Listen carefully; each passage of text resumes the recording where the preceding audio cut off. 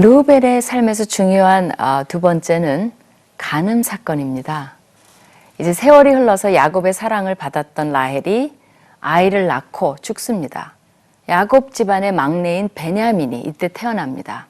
라헬이 죽은 뒤에 그 뒤에 바로 기록된 사건, 그러니까 라헬이 예를 들면 19절에 나온다면 죽음이, 이 사건은 22절, 3절 뒤에 나옵니다. 르우벤이 빌하와 동침했다고 나와 있습니다. 빌하가 누구죠? 빌하는 라헬의 시녀이자 라헬이 자기 대신 아이를 낳도록 남편 야곱에게 준 여인으로 르우벤에게는 서모가 됩니다. 그런데 이제 성경에서는 유일하게 이곳에서만 빌하가 야곱의 첩이라고 소개가 됩니다. 저자가 첩이라는 말을 썼을 때는 사회적, 관계적 다이나믹과 함축성이 많이 달라지게 됩니다. 이 사건은 단순히 르우벤이 도덕성이 결여된 인간으로 자신의 성적인 욕구를 이런 식으로 채웠다든지 어처구니 없는 로맨티스트로서 서모와 사랑에 빠진 삼류 드라마를 쓴 것이 아닙니다. 여기에는 그 이상의 무엇인가가 있다는 것을 나타냅니다. 이런 문맥에서 그렇다면 왜 르우벤이 자신의 서모와 통간을 한 것일까요? 라는 질문이 대두되죠. 당연히. 이것에 대한 답을 찾기 위해서 우리는 먼저 아들이 아버지의 첩을 탐하는 그 구약의 다른 예들을 살펴보면서 한번 답을 찾아보고자 합니다. 첫 번째는요, 유명한 예인데 다윗의 아들인 압살롬은 아버지의 왕위를 빼앗죠. 그 다음에 뭐 합니까? 백성들이 다 보는 앞에서 다윗의 후궁들과 동침합니다. 이렇게 함으로써 다윗과의 완전한 결별과 함께 왕권 장악력을 드러냅니다. 또 다른 사건으로는 다윗의 넷째 아들인 아도니아라고 있습니다. 이제 솔로몬이 왕이 되니까 이 아도니아가 다윗의 첩인, 그 아비의 첩이었던 아비삭을 아내로 요청합니다. 그러다가 솔로몬에게 죽임을 당하게 되는데 이것은 왕위를 노리는 행위로 취급이 되었기 때문입니다. 또 세 번째 성경의 예에 보면 사울이 죽죠. 그 아들인 이스보셋이 정권을 잡고 있는데 그 이제 이스보셋의 군대 장관 아브넬이라고 있어요. 그 아브넬이 사울의 후궁 리스바를 범했다라는 의심이 듭니다.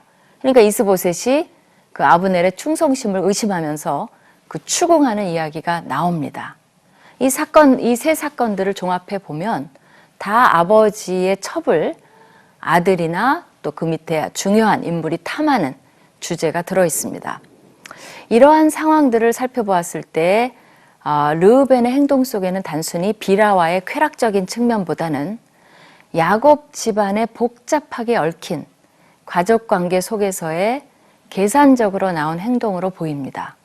아마 르우벤은 두 가지의 목표가 있었을 것입니다. 하나는요, 자신의 어머니 레아가 라헬보다 늘 무시되는 상황, 그것을 봐왔기 때문에 라헬이 죽자마자 그녀의 시녀였던 빌하가 자기 어머니를 밀어내고 라헬의 자리를 대신 차지하고 야곱의 사랑을 독점하는 것을 방지하기 위한 자구책으로 보여줍니다.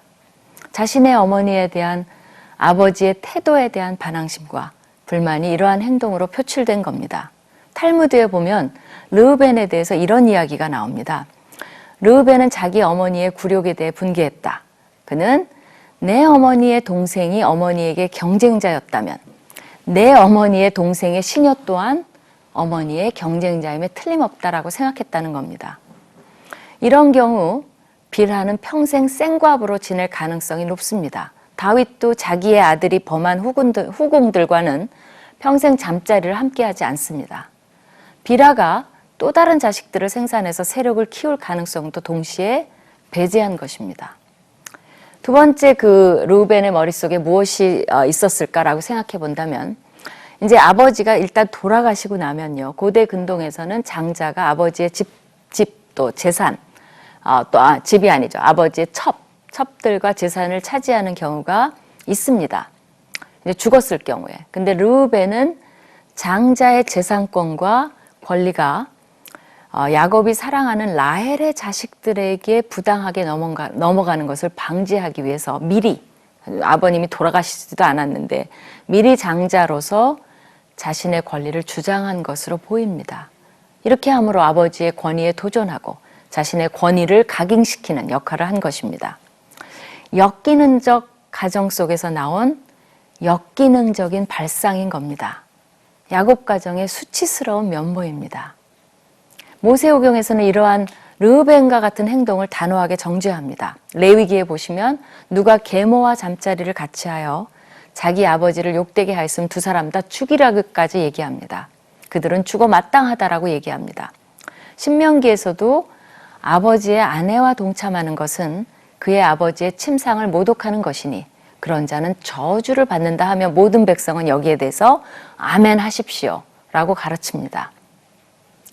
그럼에도 불구하고 본문에 보면 르우벤의 이러한 행위에 대해서 야곱이 이를 들었더라라고만 되어 있지 거기에 대한 어떤 반응이나 아무런 후속 조치가 일체 없는 것으로 읽는 독자로 하여금 의아심을 자아내게 합니다. 저자는요, 야곱의 12아들들을 소개하면서 바로 이 이야기 다음에 요셉 스토리로 넘어가 버립니다. 그러니까 사실 이러한 건강치 못한 가족관계의 모습이 나중에 이제 요셉 스토리를 이해하는데 굉장히 중요한 열쇠가 됩니다. 어미들의 관계로 인한 아버지와 자식들 간의 요 미묘한 관계가 야곱의 편애로 인해 형제들 간의 갈등으로 심화되면서 요셉 스토리의 중요한 배경 역할을 하고 있습니다. 그렇다면 야곱은 이렇게 끔찍한 사건이 바로 코앞에서 일어났음에도 아무렇지도 않았던 것일까요? 야곱이 어떤 인물입니까? 산전수전 다 겪은 인물입니다. 여기에서는 침묵한 듯 했지만 그가 이제 죽기 전에 임종시에 그의 12아들들을 다 모아놓고 복을 주는 장면이 나와요. 창세기 49장에.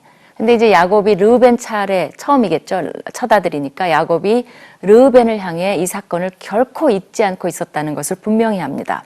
성경에 보면 이렇게 돼 있어요. 르우벤아 너는 내 장자여 내 능력이요 내 기력의 시작이라.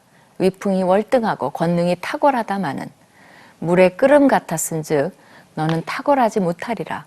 네가 아버지의 침상에 올라 더럽혔음이로다. 그가 내 침상에 올랐었도다. 라는 말로 축복을 저주로 전환시킵니다.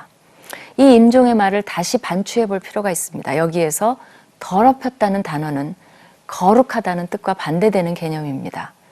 더럽혔다는 단어를 가운데 두고 올랐다라는 표현을 앞뒤로 반복해 사용합니다. 그래서 그의 행위의 죄상을 강조하고 있습니다.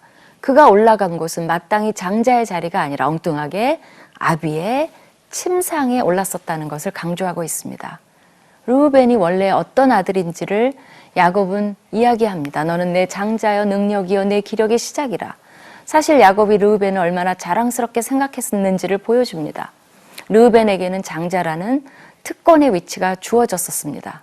월등하고 탁월하다는 단어는 히브리 원어로 보면 동일한 단어입니다. 영어로 보면 excellent 하다는 뜻입니다. 위풍당당이란 말이 있듯이 위풍이 excellent하고 권능이 excellent 하다는 말로 권능은 왕을 표현할 때도 쓰였습니다. 르우벤이 얼마나 출중했으면 탁월하다는 말을 2번씩이나 썼겠습니까? 그러나 안타깝게도 그의 빌하와의 죄 때문에 그는 더 이상 엑설런트하지 못한, 탁월하지 못한 존재가 되어버리고 맙니다. 장자였지만 장자권을 잃어버린 장자가 되고 맙니다.